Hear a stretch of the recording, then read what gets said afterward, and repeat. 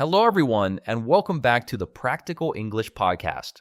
I'm your host, Mike. And I'm Angela. We're so glad you could join us today for a topic that is absolutely crucial for fluency. That's right. Today's episode is titled Think in English, Not in Your Native Language. And we're also going to do some shadowing practice. This is something so many learners ask about. They say, I know a lot of vocabulary and grammar, but when I try to speak, my mind goes blank. Or it takes me so long to form a sentence. Exactly. And 9 times out of 10, the reason for that delay is something we call mental translation. It's the habit of thinking a sentence in your native language first, and then translating it word for word in English in your head before you speak. And today, we're going to show you how to break that habit and start thinking directly in English. It's a game changer for speaking smoothly and confidently, so let's get into it. All right, part 1, the problem with translating. Angela, why is this habit so detrimental to fluency? Well, the most obvious reason is that it's incredibly slow. Think about it. Your brain is doing double the work. First, it formulates the idea in your native language. Second, it searches for the English equivalent for each word. Third, it tries to assemble those words using English grammar rules. Right, it's like running a program through an old, slow emulator. By the time you've done all that, the conversation has moved on. You're always one step behind. Exactly. And another huge problem is that it often leads to unnatural or incorrect sentences. Every language has its own structure, its own rhythm, its own idioms.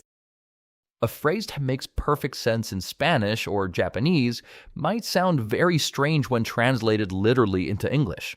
For example, in many languages you would say, I have 30 years. But if you translate that directly, it's incorrect in English. We say, I am 30 years old. That's a perfect example. So you end up speaking English that has the grammatical skeleton of your native language. Native speakers might understand you, but it won't sound natural. Or think about idioms. In English, we say it's raining cats and dogs to mean it's raining heavily. If you translate a similar idiom from German, like it's raining out of buckets, an English speaker might be very confused. They might just picture someone throwing buckets of water out a window. And I think the biggest impact is on confidence. When you're constantly translating, you're so focused on the mechanics of language, on finding the right word, that you can't focus on the actual message you want to communicate. You're so right. It creates so much hesitation and self-doubt. You pause, you stumble, and you feel frustrated because you know what you want to say, but you can't get the words out quickly enough. In essence, you're building a wall between your thoughts and your voice. So the goal is to break down that wall. And that brings us to our next part. Part 2, the solution, how to start thinking in English. So Mike, how do we actually do this? It sounds difficult. It's a process, but it's simpler than you think. The core idea is to connect English words directly to objects, actions, and feelings, bypassing your native language entirely. Okay, so instead of seeing a chair, thinking of the word for chair in my language, and then thinking of the English word chair, I should just see the object and think, chair. Precisely. And the best way to start is incredibly simple. Just look around you right now. What do you see? In your head, just name the objects in English. Desk, lamp, computer, window, wall. Don't translate. Just observe and name. That's a great first step. It's manageable. Once you're comfortable with single words, you can move on to simple sentences. Describe what you see. The lamp is on. My computer is black. It is sunny outside. Yes, and from there, you can start narrating your own actions. This is my favorite tip. As you go about your day, be the narrator of your own life, but do it in your head in English. Oh, I love that one. So in the morning, you might think, okay, I am getting out of bed now. I'm walking to the kitchen. I am making a cup of coffee. Exactly. It can be very simple. You don't need complex grammar. The point is to make English the default language for your inner voice, even if it's just for a few minutes each day. Another powerful tip is to change how you use dictionaries. Stop using a bilingual dictionary that gives you translations. Instead, try to use an English-to-English dictionary, like the Merriam-Webster Learner's Dictionary. That is a huge one. It forces you to stay in an English mindset. When you look up a new word, you read its definition in English and see it used in English example sentences. This builds a much deeper network of connections in your brain. Right. You're learning what enormous means by reading very, very big, not by seeing its translation. It keeps the thinking process entirely in English. And finally, listen as much as possible. Listen to podcasts like this one, watch movies, listen to music. But here's the key. Listen without the pressure of understanding every single word. Another great technique is to keep a journal. It doesn't have to be a Dear Diary type of thing. Just write 1 or 2 simple sentences a day in English about what you did or what you're thinking. Today, I ate a delicious sandwich. I am tired. The goal isn't to be a great writer. It's to practice formulating thoughts directly in English. Focus on the overall idea. Just let the sounds and the rhythm of the language wash over you. Your brain is incredibly good at picking up patterns, and the more you expose it to natural English, the more natural it will feel to think in it. I love that idea. It's a low-pressure way to practice, and it creates a record of your progress. You can look back after a few months and see how much more complex your sentences have become. What about when you're out and about? Okay, so those are the strategies. Now, let's put some of this into action with some practice. Part 3. Shadowing practice. This is where you, the listener, get to participate.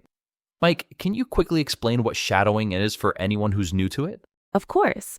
Shadowing is a fantastic technique where you repeat what you hear as quickly as you can, trying to imitate the speaker's pronunciation, rhythm, and intonation exactly. It trains your mouth and brain to produce English sounds more naturally and quickly. Right. The goal isn't to think, it's just to mimic. This helps build muscle memory for speaking English. So we're going to say a sentence, then we'll leave a pause for you to repeat it out loud. Ready? Let's start with some simple, common phrases. Listen carefully to how the words connect. I'll go first. How are you doing? Nice. Now my turn. I'm having a great day. Good. Let's try another. What did you do last weekend?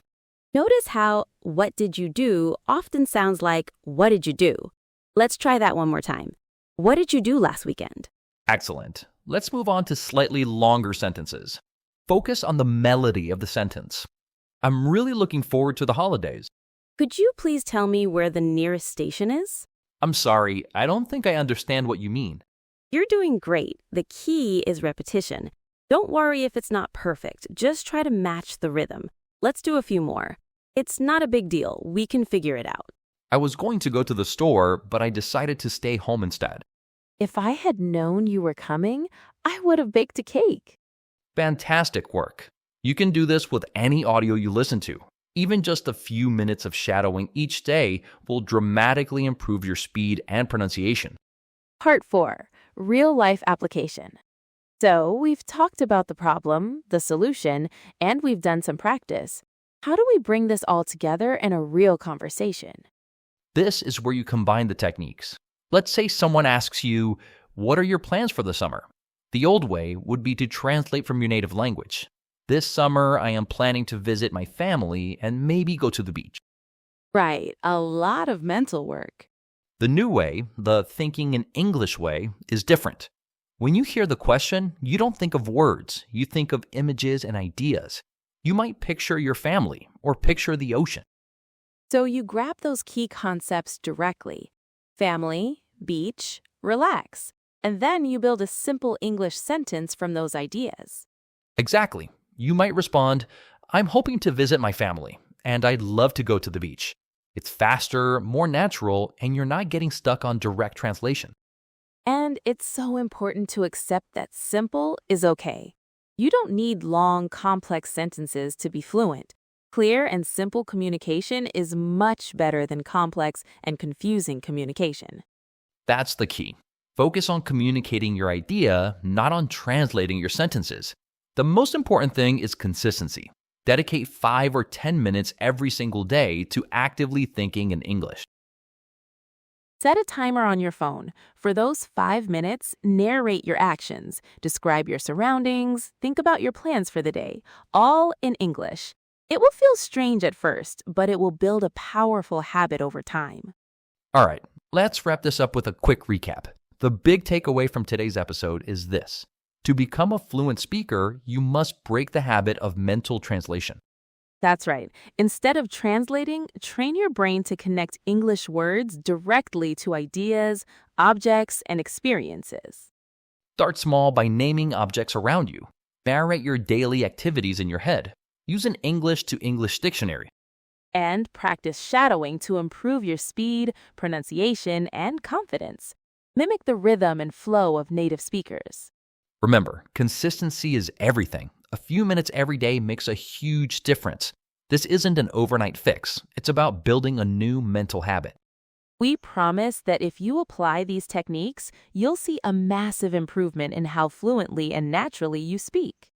Absolutely. And if this episode helps you, don't forget to like, subscribe, and share it with another English learner who might find it useful.